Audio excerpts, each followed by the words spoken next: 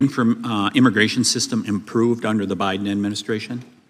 Under some ways, yes, and some ways, no. So it's a very large, complex system, as you know. It's second in complexity only to the income tax.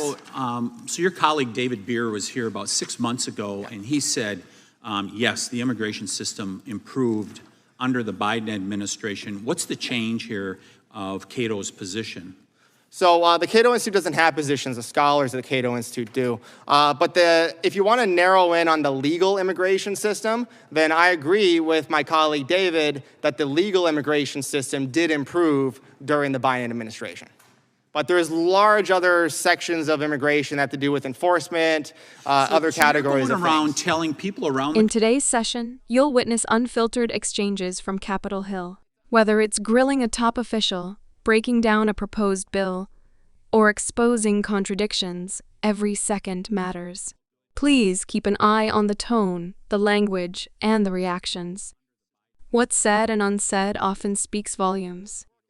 What happens in these chambers doesn't stay in Washington. It affects every household in America, from healthcare and education to immigration and defense. The decisions made here touch lives everywhere. Around the country here today that, hey, I'm going to split hairs and I'm going to tell people that this one subset of immigration, hey, things are just fine in the United States of America. It's all good. When they understand this as a broader part of the immigration system as a whole, which has been a complete failure. Well, sir, I don't work in talking points like that. I'm interested in facts, and the legal immigration system is not just fine. I've spent my career writing about how we need to expand legal immigration. So no, I don't go around saying it's just fine. I said that things have improved, and no, I don't go around sir, talking don't in filibuster. talking I got questions to ask, and I only have 5 minutes. So you're saying you say in here vetting is effective and the visa process is secure. You stand by that, right? Absolutely. How did 350,000 children come into America that we have no idea where they're at the end of the Biden administration? How are there 600,000 criminal aliens in this country that committed oftentimes violent crimes, everything from attempted murder to carjacking? The vast majority of those did not go through the legal immigration system. That is entirely the point that we are trying to make here today, is that they did not go through the legal immigration. If they did, then most of those people would have been weeded out. This administration, which you said, this administration did a good job in some ways. The previous administration, they just let people come in without being able to get a visa.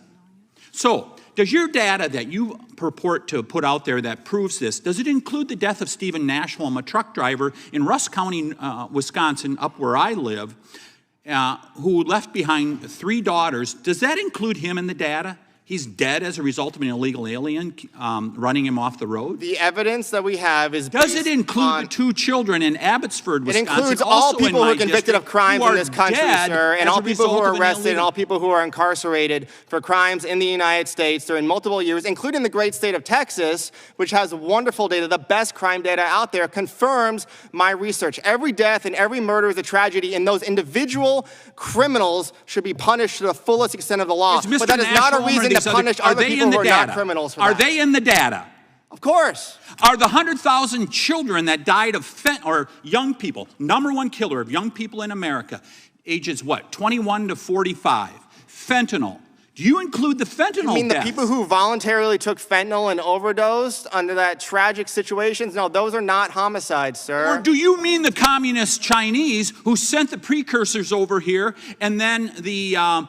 We're talking about the drug war now? We're talking about the drug war? And by the way, they sent it in being carried by people who are coming in with the immigration system. Why don't you count the automobiles imported that also cause car accidents? Have you done, in your data, have you reviewed the impact on wages for those who are in the lowest economic strata with these millions of people coming into America taking their jobs? I'll end there. Ms. Vaughn. Of course, Ms. I have. Vaughn. Vast economic literature on that contradicts your statement. Share with us, has there been an impact on Americans' earnings as a result of illegal immigration?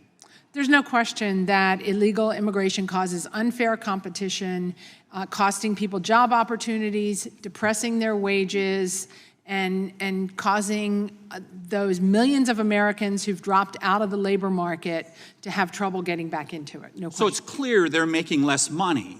Yes. And that should be included in any data set when we're considering what we should do with immigration. Is that correct? That's the inevitable result. That's supply and demand. When you increase the supply of labor, distort the labor markets, you're going to get lower wages. Supply and demand. You're only talking about supply. These immigrants are people who also raised Out of order. No.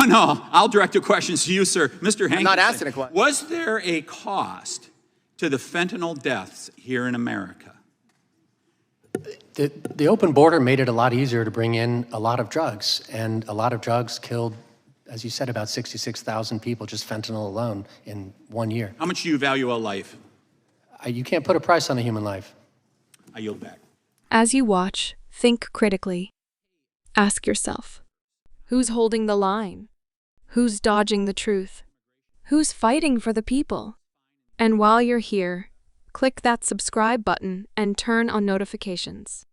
Don't miss a single moment from future hearings, fiery showdowns, or game-changing testimony. We want to hear from you. What stood out? What questions do you still have?